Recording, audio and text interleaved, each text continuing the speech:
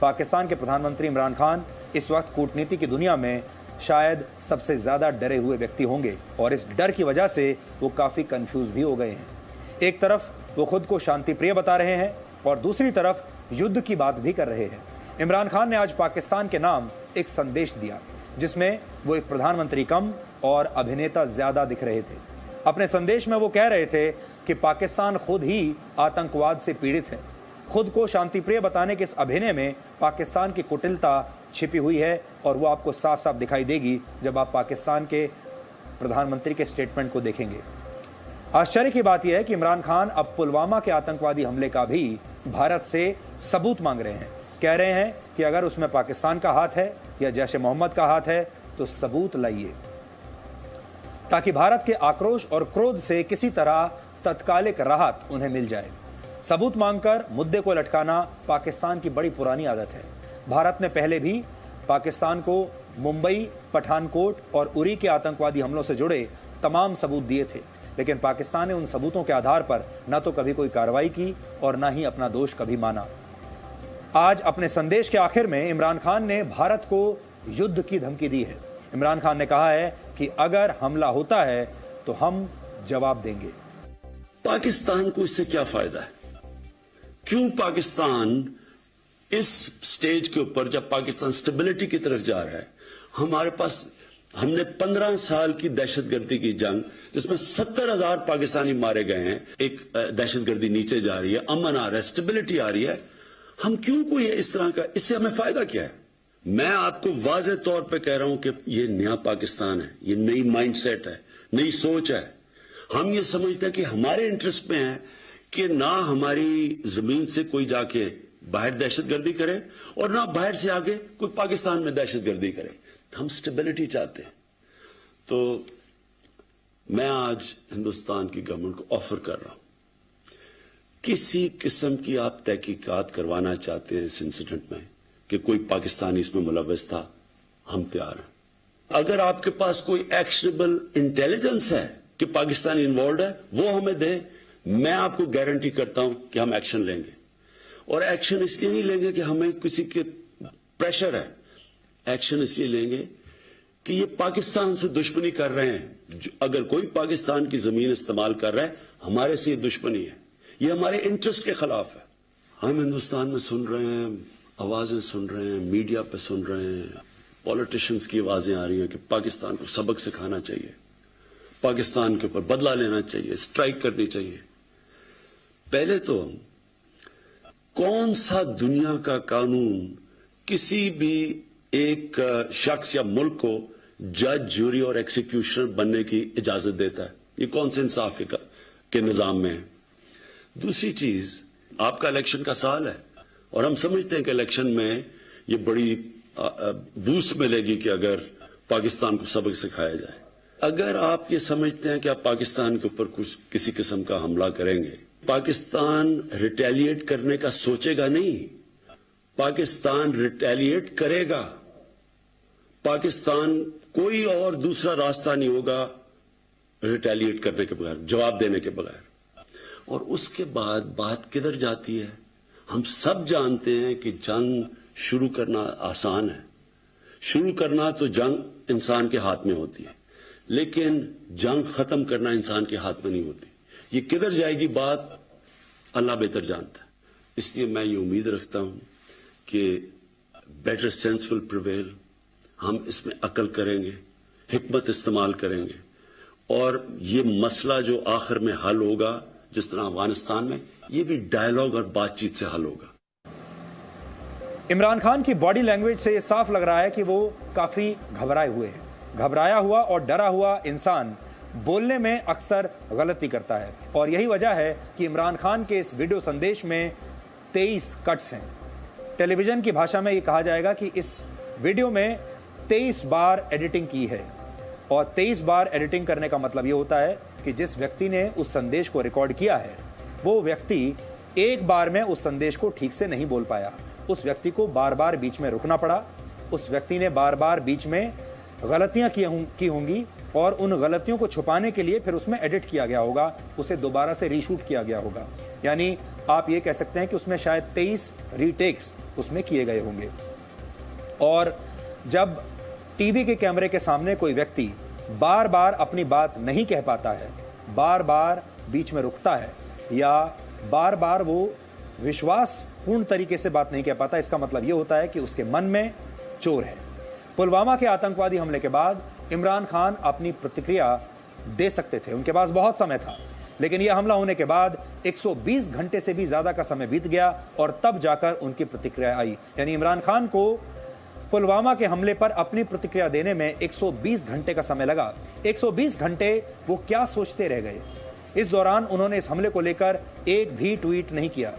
आज उन्होंने इस बारे में सफाई दी कि वो सऊदी अरब के क्राउन प्रिंस के साथ बातचीत में व्यस्त थे, इसलिए इस घटना पर कोई बात नहीं कर पाए, क्योंकि सऊदी अरब के क्राउन प्रिंस पाकिस्तान गए हुए थे। यहां हम आपको 16 दिसंबर 2014 को पेशावर के मिलिट्री स्कूल में हुए एक आतंकवादी हमले का जिक्र आपके साथ करना चाहते हैं। इस हमले में तब 150 लोग मारे गए थे, जिनमें से 134 स्कूली बच्चे थे। दुख की उस घड़ी में पूरा भारत पाकिस्तान के साथ खड़ा हो गया था। भारत के लोगों ने, भारत की सरकार ने, भारत की पूरी व्यवस्था ने पाकिस्तान के प्रति उनकी जो भी भावनाएं रही हों, उन्हें कुछ समय के लिए बिल्कुल भुला दिया था। पाकिस्तान के स्कूली बच्चों की आत्मा की शांति के लिए भारत के स्कूलों में मौन रखा गया था, लेकिन भारत की सद्भावना का जवाब पाकिस्तान ने हमेशा दुर्भावना के साथ ही दिया है। आज इमरान खान को भारतीय विदेश मंत्रालय ने भी करारा जवाब दिया है। विदेश मंत्रालय की तरफ से एक बयान जारी किया गया और इस बयान में इमरान खान के दावों और बयानों की धज्जियां उड़ा दी गई। हम आपको बताते हैं कि भारतीय विदेश मंत्रालय ने आज क्या कहा है। भारत की तरफ से कहा गया है कि हमें इस बात से कोई आश्चर्य नहीं हुआ कि पाकिस्तान के प्रधानमंत्री ने हमारे सुरक्षा बलों पर हुए हमले को आतंकवादी घटना मानने से इनकार कर दिया। पाकिस्तान के प्रधानमंत्री ने न तो इस हमले की निंदा की और न ही पीड़ित परिवारों के प्रति कोई संवेदना जताई। आतंकवादियों से किसी भी तरह के संबंधों से इनकार करना पाकिस्तान की पुरानी आदत है। पाकिस्तान के प्रधानमंत्री ने जैश-ए-मोहम्मद के दावों को भी अनदेखा किया, जिसने इस हमले को अंजाम दिया था। और ये बात सबको पता है कि जैश-ए-मोहम्मद और इसका सरगना मसूद अजहर पाकिस्तान में है। पाकिस्तान में बैठकर जैश-ए-मोहम्मद खुलकर ये बात कह रहा है कि पुलवामा में जो कुछ हुआ उन्होंने करवाया है। जिस सुसाइड बॉम्बर ने उस दिन इस घटना को अंजाम दिया वो जैश-ए-मोहम्मद का आदमी है। ये बात जैश-ए-मोहम्मद खुलकर कह रहा है, मसूद अजहर खुलकर कह रहा है, और मसूद अजहर पाकिस्तान में है। फिर भी इमरान खान भारत से सबूत मांगते हैं। इन आतंकवादियों पर कार्रवाई करने के लिए ये सबूत पर्याप्त हैं। 26/11 के मुंबई हमले के वक्त भी पाकिस्तान को तमाम सबूत दिए गए थे, लेकिन इसके बावजूद पिछले 10 वर्षों से इस मामले में कोई बड़ी कार्रवाई नहीं हुई। इसी तरह पठानकोट एयरबेस पर हुए आतंकवादी हमले के मामले में भी कोई प्रगति नहीं हुई है। और आपको याद होगा जब पठानकोट का मामला आया था तो पाकिस्तान ने अपना एक जांच दल बनाया था और भारत ने उस जांच दल को भारत आकर जांच करने की भी इजाजत दे दी थी, लेकिन फिर भी कुछ नहीं हुआ। पाकिस्तान ये दावा करता है कि वो आतंकवाद से सबसे ज्यादा पीड़ित है, लेकिन ये बात सच्चाई से बहुत दूर है। अंतर्राष्ट्रीय समुदाय इस हकीकत को अच्छी तरह से जानता है कि पाकिस्तान आतंकवाद का मुख्य केंद्र है। भारत ने भी कहा है कि पाकिस्तान के प्रधानमंत्री ने इस आतंकवादी हमले के खिलाफ भारत की प्रतिक्रिया को भारत में होने वाले आम चुनावों से जोड़ा है, जो बिल्कुल गलत है। भारत ने कड़े शब्दों में कहा है कि पाकिस्तान अंतर्राष्ट्रीय समुदाय को भ्रमित करना बंद करे। Pakistan's Prime Minister has called for dialogue and expressed his readiness to talk about terrorism. India has repeatedly stated that it is ready to engage in a comprehensive bilateral dialogue in an atmosphere free from terror and violence. The Prime Minister of Pakistan has referred to Naya Pakistan with a new thinking. In this Naya Pakistan, ministers of the current government publicly share platforms with terrorists like Hafiz Saeed, who have been proscribed by the United Nations. We demand Pakistan to stop misleading the international community and to take credible and visible action against the perpetrators of Pulwama terrorist attack and other terrorists and terror groups operating from areas under their control. और आज हम आपकी मुलाकात एक बहुत ही खास शख्सियत के साथ करवा रहे हैं जिनका नाम है हुसैन हक्कानी। हुसैन हक्कानी साहब पाकिस्तान के पूर्व राजदूत रह चुके हैं अमेरिका में। इस वक्त अमेरिका में ही रहते हैं, पाकिस्तान में नहीं रहते, और वहाँ पर बड़ी बड़ी यूनिवर्सिटीज़ में पढ़ाते हैं और थिंक टैंक्स जो वहाँ के हैं वहाँ पर भी वो अपनी एक्सपर्टीज़ दे रहे हैं। हक्कानी साहब की खास बात यह है, और इसीलिए वो यहाँ इस शो में हैं, कि वो पाकिस्तान के होते हुए भी पाकिस्तान की अंधभक्ति नहीं करते, आंख बंद करके पाकिस्तान की तारीफ नहीं करते, और जहां पाकिस्तान गलत होता है वहां सीना चौड़ा करके बोलते हैं कि यहां पाकिस्तान की गलती है। और ये पाकिस्तान की जो नीति रही है आतंकवाद को बढ़ावा देने की, शुरू से उसका शुरू से विरोध करते आए हैं, इसीलिए पाकिस्तान में रह नहीं पाते, अमेरिका में रहते हैं। हक्कानी साहब, बहुत बहुत स्वागत है डीएनए में, और भारत के दर्शकों के साथ आज आपका मैंने ये इंट्रोडक्शन किया है। सबसे पहले आपसे हम ये जानना चाहते हैं कि जो कुछ पुलवामा में हुआ उसके बाद भारत क्या कर रहा है। ये तो हमने जनरल विक्रम सिंह से पूछा, पाकिस्तान में इस वक्त क्या चल रहा होगा। इमरान खान ने आज अपना स्टेटमेंट दिया, इमरान खान के दिमाग में क्या चल रहा होगा, पाकिस्तान की सेना किस रणनीति पर काम कर रही होगी, क्योंकि आपने इन सब के साथ काम किया है। आपने आईएसआई को भी देखा है, आपने जैश ए मोहम्मद को भी देखा है, आतंकवादियों को भी देखा है, सरकारों में भी आपने काम किया है। देखिए, सबसे पहली बात तो ये है कि कोई भी पाकिस्तानी ये नहीं चाहता कि पाकिस्तान पर कोई ऐसा पाकिस्तान मुश्किल में फंसे, पाकिस्तान को कोई नुकसान हो। 20 करोड़ लोगों का ये देश है, सब 20 करोड़ लोग जो हैं वो किसी गलती के ज़िम्मेदार नहीं हैं। लेकिन पाकिस्तान की एक एस्टेब्लिशमेंट है, और वो एस्टेब्लिशमेंट हमेशा ऐसी गलतियां करती है जिसके वजह से पाकिस्तान के बारे में ये बातें होती हैं जो आप और हम कर रहे हैं, सुन रहे हैं। तो पाकिस्तान में भी वही गलती दोहराई जा रही है। ये जो पुलवामा की घटना, ये तो एक घटना है, लेकिन ये सिलसिला तो बहुत साल से चल रहा है, 89 से चल रहा है। और बहुत से पाकिस्तानी कहते हैं और चाहते हैं कि पाकिस्तान की जो दुनिया में रेपुटेशन है वो आतंकवाद की वजह से नहीं होनी चाहिए। अब पुलवामा में लोग मार दिए तो उसके नतीजे में क्या पाकिस्तान में स्कूल खुल जाएंगे? आधी पाकिस्तान की जो आबादी है, पॉपुलेशन है, वो स्कूल नहीं जा पाती, पढ़ती नहीं है। पाकिस्तान की इकॉनमी बेहतर हो जाएगी, पाकिस्तान के लोगों को रोटी मिल जाएगी? नहीं। लेकिन दूसरी तरफ ये है कि वही एस्टेब्लिशमेंट पाकिस्तानियों को हमेशा एक उभारती है कि देखो ये तुम्हारे देश की बात है, आप सब इकट्ठे हो जाओ, ये इंडिया ने हमें चैलेंज कर दिया है। बात इंडिया के चैलेंज की नहीं है। देखना ये चाहिए कि इस वक्त अमेरिका, फ्रांस, ईरान, हत्ता कि सऊदी अरब भी दबे लफ्ज़ों में, अफ़गानिस्तान, हर एक ही पाकिस्तान को कह रहा है कि पाकिस्तान को, इन आतंकवादियों को एक बेस नहीं देनी चाहिए। और कितना भी इमरान खान साहब कहानियाँ बनाएं कि हम ताकतवर हैं, हम ये हैं, और हैं, उनके पास अभी एटमी हथियार हैं, इंडिया के पास भी एटमी हथियार है, और खुदा कभी ऐसा ना करे, भगवान आपका ऐसा ना करवाए कि ये युद्ध एटमी युद्ध हो, क्योंकि उसमें लाखों करोड़ लोग मारे जाएंगे। लेकिन पाकिस्तान में भी अब सोचने का समय है कि भाई कब तक हम ये करते रहेंगे कि आतंकवादी भेजें, कुछ वो धमाका करें, लोग मारें, और दूसरी साइड जो है वो चुप करके कि अच्छा भाई अगली बार ना करना। तो इस वक्त उनको अंदाज़ा तो है कि इस वक्त इंडिया का जो मूड है वो बहुत ही गुस्से वाला मूड है, और बाकी दुनिया में भी इस वक्त पाकिस्तान का साथ देने का मूड ज़्यादा लोगों को नज़र नहीं आ रहा। लेकिन उनकी भी एक मजबूरी बन गई है, क्योंकि अपने ही लोगों को जब आप सच नहीं बताते और अपने ही लोगों को आप एक किस्म के उबाल में रखते हैं झूठी बातें बता बता के, तो फिर आपको मज़ीद झूठ बोलना पड़ता है। तो मुझे डर ये है कि वो हालात का अंदाज़ा नहीं कर रहे कि कितने ये संगीन है। आपको ये लगता है कि इस वक्त माहौल ऐसा बना हुआ है भारत में भी और अंतर्राष्ट्रीय स्तर पर भी कि ये सही समय है पाकिस्तान को हिट करने का? अगर इस बार नहीं किया तो फिर आगे नहीं कर पाएंगे। देखिए, मैं तो कभी ये नहीं चाहूँगा कि पाकिस्तान को हिट करें, क्योंकि ये मेरा देश है। चाहे मैं एक हिस्टोरिक एक्सीडेंट के नतीजे में पाकिस्तान में पैदा हुआ हूँ, वहाँ पाकिस्तानी हूँ, लेकिन मैं पाकिस्तानी हूँ, तो मैं तो नहीं चाहूँगा कि पाकिस्तान को हिट किया जाए। मैं तो ये चाहूँगा कि पाकिस्तान खुद ही ऐसा कदम उठा ले कि जिसके नतीजे में उसको हिट करने की ज़रूरत ही ना रहे। मसूद अज़हर हैं, उनको पकड़ा जा सकता है। जैश ए मोहम्मद है, उसका बहुत बड़ा हेडक्वार्टर बना हुआ है भावलपुर के नज़दीक। उस हेडक्वार्टर को दुनिया की आंखों के सामने बंद किया जाए। वो सारे लोग जो इस के ज़िम्मेदार हैं, जो कुछ हुआ है, उनको पकड़ा जाए और पकड़ के उनको हवाले किया जाए भारत के, और इंटरनेशनल जो यानी एक्सपेक्टेशन है उसको पूरा किया जाए कि भाई ये मुंबई हुआ, लोग पकड़े गए, फिर उसके बाद छोड़ दिए गए। तो अब दुनिया का भरोसा ज़रा कम हो गया है। आप तो एम्बेसडर रह चुके हैं और आपने सिस्टम को देखा है करीब से, प्रधानमंत्री का कार्यालय कैसे चलता है, सेना ISI कैसे वहाँ से चलती है। आप हमारे भारत के दर्शकों को क्या बता सकते हैं, जो नेक्सस हम बार बार सुनते रहते हैं, ISI देश चलाता है, वहाँ की सेना देश चलाती है, वही तय करते हैं, ये कितना सही है? और प्रधानमंत्री भी वहाँ का कुछ नहीं कर पाता, उनका कुछ बिगाड़ नहीं पाता। वो नेक्सस आपके पास कुछ ऐसा कोई उदाहरण है जो आप आज हमें बता सकें जिससे ये स्पष्ट हो? देखें, इस पे मैं तो किताबें लिख चुका हूँ, एक आज शायद हिंदी में भी मिलती है। एक मेरी किताब है कि Pakistan between Moscow and military, उसमें भी मैंने समझाया है कि किस तरीके के साथ ये नेक्सस काम करता है।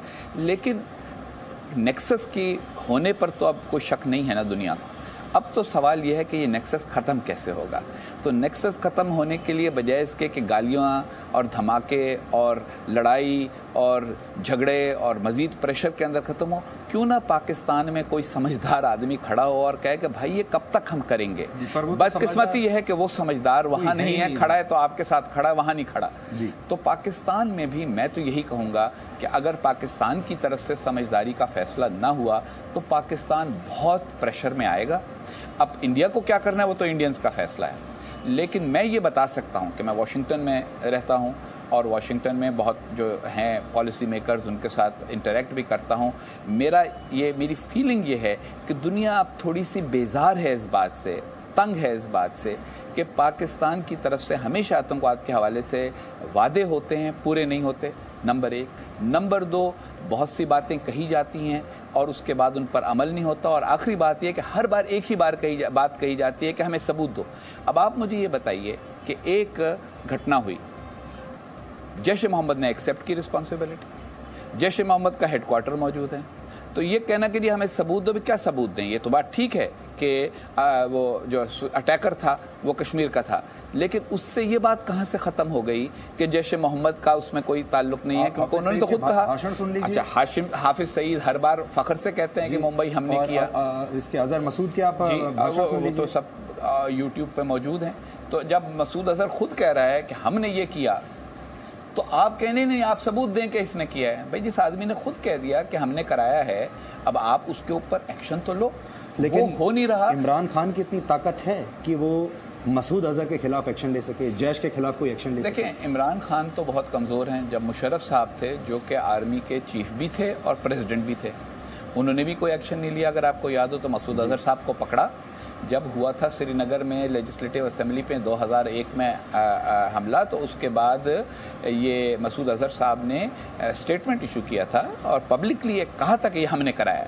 उसके बाद एक चर्च पर हमला हुआ, ये 9/11 के बाद की बात है, चर्च पर हमला हुआ इस्लामाबाद में। तो यही लोग जो भारत में हमला करते हैं वो पाकिस्तान में भी हमारे लोगों को ही मारते हैं, लेकिन फिर भी उनके खिलाफ एक्शन नहीं होता। तो पाकिस्तानी जो यानी जनता है, जो पब्लिक है, उसके भी सोचने की बात है कि एक प्राइम मिनिस्टर की तकरीर सुन के ताली बजानी चाहिए या असल बात की तरफ आना चाहिए। और वो ये है कि क्यों सारी दुनिया हमें बुरी आंख से देखती है, क्यों ना हम अपनी एक बार ये रेपुटेशन ख़त्म कर दें, तो शायद दुनिया कहे कि अच्छा चलो अब जो हुआ हुआ, आइंदा नहीं होगा। लेकिन लोगों को ये भरोसा नहीं है। और पाकिस्तान में इस वक्त मुझे ये लग रहा है कि इमरान खान साहब के कहे की तो कोई अहमियत है ही नहीं, और जो हमारे बाकी इंस्टीट्यूशंस हैं वो चाहेंगे तो यही कि किसी तरह से माफ़ी तलाफ़ी हो जाए, बात ख़त्म हो जाए। लेकिन क्योंकि उनको भी उनकी एक प्राइड है, तो वो अपनी प्राइड के कारण भी कुछ चाहते हैं कि लोगों को यही हमेशा इंप्रेशन दें कि नहीं हम दबते नहीं हैं, हम कमज़ोर नहीं हैं। लेकिन कभी ना कभी पाकिस्तान को इस झमेले से निकलना होगा। इस बार जो तनाव पैदा हुआ है, इसका आप क्या अंत देखते हैं? क्या पाकिस्तान इस बात के लिए तैयार होगा कि भारत की तरफ से कोई स्ट्राइक हो सकती है, भारत की तरफ से कोई कन्वेंशनल वॉर भी हो सकता है या सब कन्वेंशनल वॉर हो सकता है? देखिए, ये जो भारत के मुख्तलिफ ऑप्शंस हैं, ये पाकिस्तान में भी डिस्कस हो रहे हैं, और फिर वहाँ यही कहा जा रहा है कि नहीं जी हमारे पास न्यूक्लियर वेपन्स हैं, तो इसलिए ये कुछ हो नहीं सकेगा। जो कुछ हुआ, तो अगर आपको याद हो तो जब उड़ी के बाद हुआ तो पाकिस्तान ने कहा हुआ ही नहीं। ताकि एक उनको, क्योंकि जब आप कह दें कि भाई मेरे चपत ही नहीं लगा तो उसके जवाब में मुझे चपत लगाने की क्या ज़रूरत है, तो वो भी हम देख सकते हैं। लेकिन ये इससे आगे जाना होगा। डिप्लोमेटिक और पॉलिटिकल जो प्रेशर है वो यकीनन इससे बढ़ेगा। पाकिस्तान की जो इकॉनमी है उसके ऊपर भी इसकी कॉन्सिक्वेंसेस होंगी। और सबसे बड़ी बात यह है कि जो पाकिस्तान में इन्वेस्टमेंट करने वाला है, यहाँ हम बैठे हैं, यहाँ बहुत सारे लोग दुनिया में बैठे अपने कंप्यूटरों पे देख रहे हैं कि हम कहाँ पैसा लगाएं। वो सोचेंगे कि यार हर 2, 4, 5 साल बाद इस देश में तनाव हो जाता है। हर 2, 4 साल बाद कोई एक आदमी जाता है, धमाका कर देता है, 5 आदमी जाते हैं, 10 आदमी जाते हैं, लोगों को मार डालते हैं दूसरे देश में, और उसके बाद फिर तनाव हो जाता है। तो ये क्या ऐसी जगह है जहाँ हम इन्वेस्ट करें? क्या ऐसी जगह है जहाँ से हम लोगों को ला के अपने यहाँ काम करने के लिए एम्प्लॉय करें?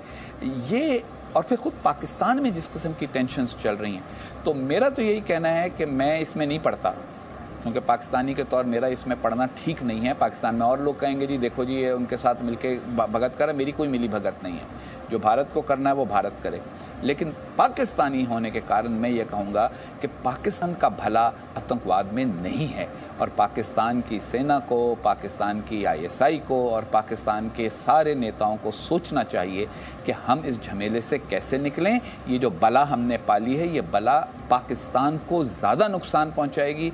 भारत में तो सिर्फ 40-50 आदमी मार के आप खुश हो जाते हैं, लेकिन असल में आखिर में इस बला का जो नुकसान होगा वो पाकिस्तान को ही होगा। अब तो सबको जानते हैं निजी तौर पे, चाहे ISI के लोग हों, आर्मी के लोग हों, सरकार के लोग हों, उनकी प्रिपेयर्डनेस कैसी है?